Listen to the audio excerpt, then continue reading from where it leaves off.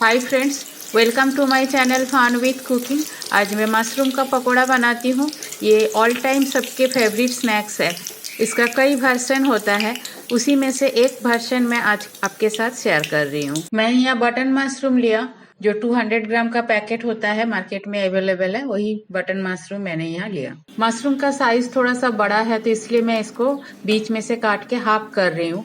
छोटे साइज का मशरूम भी मिलती है, उसको काटने का जरूरत नहीं है, उसको आप साबुती बना सकते हैं। बैटर बनाने के लिए एक बोल में मैं 4 चम्मच चना दाल का बेसन लूंगी, 1 चम्मच, 2, 3 और ये 4 चम्मच। 1 चम्मच उड़द दाल की पाउडर डालूंगी। ये मार्केट में भी अवेलेबल है, आप चाहे तो घर पे भी बना के रख सकते हैं। एक छोटा सा गाजर को ग्रेट करके रखा था, इसे भी डाल दूंगी। थोड़ा सा धनिया का पत्ता चॉप करके रखा था, डाल देती हूँ। 1 चम्मच टमाटर का पेस्ट डालूंगी। 1 चम्मच प्याज और लहसुन का पेस्ट डालूंगी। थोड़ी सी हल्दी का पाउडर डालूंगी।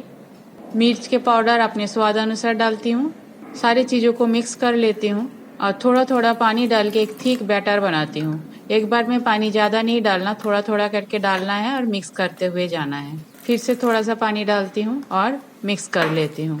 इस तरह से थिक बैटर बनाना है। मेरा बैटर बन के तैयार है, इसे मैं ढक के साइड पे रख देती हूँ रेस्ट करने के लिए। बैटर मेरा 10 मिनट रेस्ट कर चुका है। अब इसमें कुछ और चीज़ें भी डालनी है। 1 चम्मच अजवाइन, थोड़ी सी कलौंजी, थोड़ा चाट मसाला पाउडर, नमक स्वाद अनुसार और 1 पिंच मीठी सोडा या बेकिंग सोडा, थोड़ी सी कसूरी मेथी, इसे भी क्रश करके डाल देती हूँ। इसमें स्वाद बहुत अच्छी आएगी। फिर से सारी चीज़ों को मिक्स कर लेती हूँ। बेसिकली बैटर को जितनी आप रीच करना चाहो, आपके हिसाब से आप रीच कर सकते हो और उसी के हिसाब से आपका पकौड़ा उतना ही टेस्टी बनेगी। कुछ मशरूम को डाल के उसको कोट कर लेती हूँ।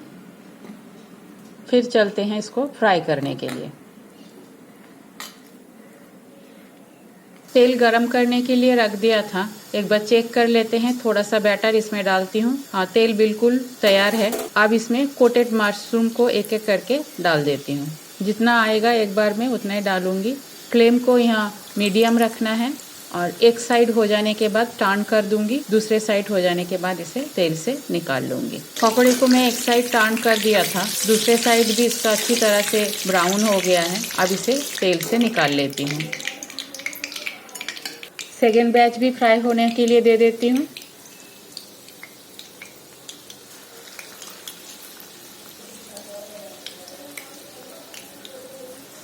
मेरा लास्ट बैच भी फ्राई होके तैयार है, इसे भी तेल से निकाल लेती हूँ।